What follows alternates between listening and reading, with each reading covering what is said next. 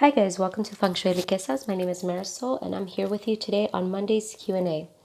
So the first thing I want to talk to you guys today about is date selection. So this is a little bit advanced. So I'm going to show you only the basics to date selection so you can have an idea of how to plot that out for yourself.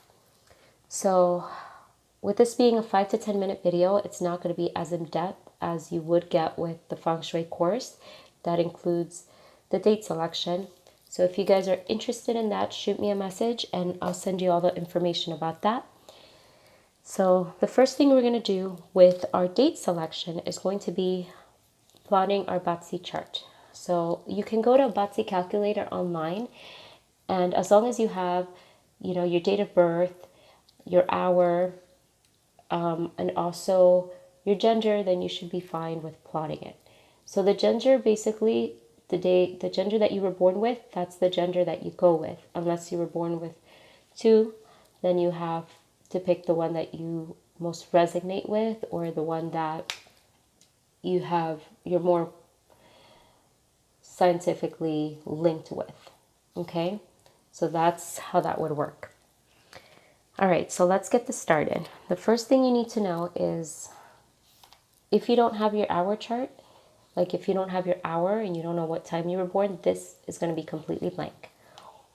Okay? The most important ones that you need to know in a Batsi, basic wise, is your day and your year. Okay? With that being said, today we're only going to be using our year. So with the year, we're going to look for our Chinese astrological animal. In this case, in this example, it's a pig. So once you know your astrological animal, you will be able to find out what the clash animal is and what your secret friend is. Okay? With that being said, you go online to, I'm going to actually put this online because you can't find this anywhere. And this is actually an online calendar that I just give only to my students.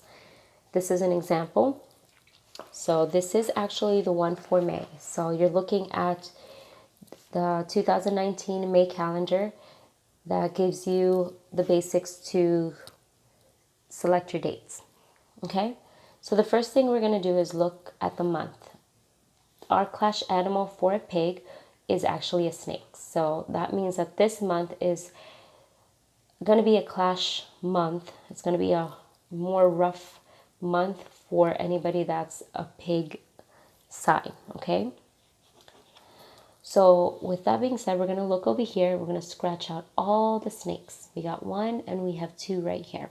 Okay, so we're not going to use or do anything important on those dates. The next thing is we're going to look for a secret friend. So for the pig, our secret friend is the tiger. So we're going to use this. That's one. Here's two, and here's three. So these are the best dates for the pig. Okay. Now we're going to look at our 12-day officers. So these right here that you see, okay, nothing to be scared of, is just basically your 12-day officers, okay?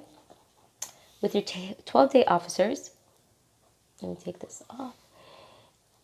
Depending on your situation, what you want to do, if you're doing a business or if you are getting married, we use our 12-day officers in order to see what is going to be in our favor, to use that to be able to have a better outcome for what we want. Okay, so we're going to start with destruction. So destruction is a good day for anything that you want to destroy, anything that's not, let's see, like, how can I give you an example? Example, like you're building a house, right? But you have an old house there. If you want to start off on the good side, you destroy that house, right?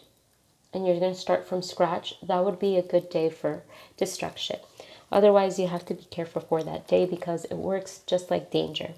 So danger would be a day that you would only do religious things or spiritual things such as meditating or prayer. anything that's more inner feng shui is what I like to say, more work in a more spiritual realm in order to balance out that day, because danger is basically, a day that you don't want to do risky activities such as sports or traveling, things like that. Success is what it says. It's basically a good day for anything that you want to be successful, such as marriages, business, any medical treatment that you might be doing, moving into a new home, things like that. That would be good for success. Receive is good for when you want to ask for something. So it can be good for asking for a favor, a raise, anything in which you want to receive. Open is good for daily activities that involve like housewarming or signing agreements, marriages, business engagements, anything that you want to be open to, that you want to receive good things from, such as starting a new job, that would be good. Close is basically what it says. You don't want to do any important business or personal activities during a closed day. Establish, it's when you want to establish maybe businesses, negotiations, marriage, moving into a new home, medical treatments, projects, all that good stuff. So it's good for that. Remove is basically when you want to remove things such as maybe removing karma, any spiritual things. Do a diet also as well because you want to get rid of the weight. That would be a good idea to start those activities in a removed date. Full is actually when you want to be full of things, basically receiving a lot. So this one's a little bit tricky. This one's good for things such as businesses, okay? If you're going to sign some sort of agreement, that would be good for that. Housewarmings, maybe installing an equipment that's new to your job or your home. That's good for that. Not really good for jobs, like starting a new job, unless you want to be full of responsibilities, okay? So that is good for that. Let's see, the next one is balance. So balance is actually good when you want to have a good balance on things like marriage, traveling, business, communications.